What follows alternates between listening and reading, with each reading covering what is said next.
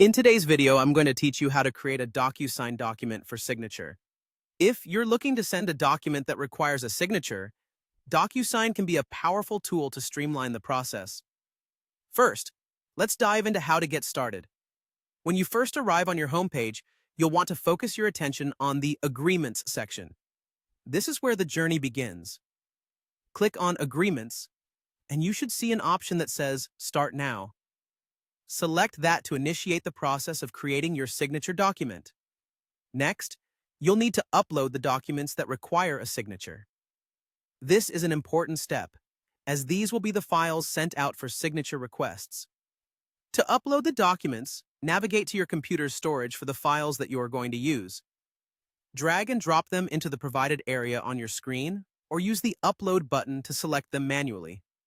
Ensuring that you have the correct files is crucial at this stage, so double-check that the documents are complete and accurate before proceeding.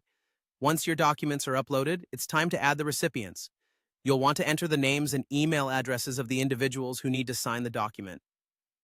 Carefully type in the required information and ensure there are no typos, as an incorrect email address could mean your documents don't reach the intended recipient.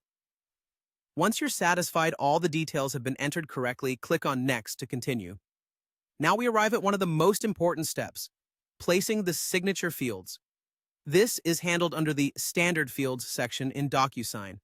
You're going to click and drag the Signature option and drop it onto the document wherever a signature is required.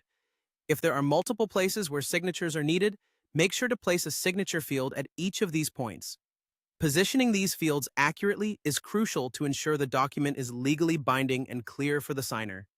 With the signature fields in place, you'll be just about ready to send out your documents for signing. Take a moment to review everything once more, ensuring that all documents are attached, recipient email addresses are correct, and all necessary fields are properly positioned.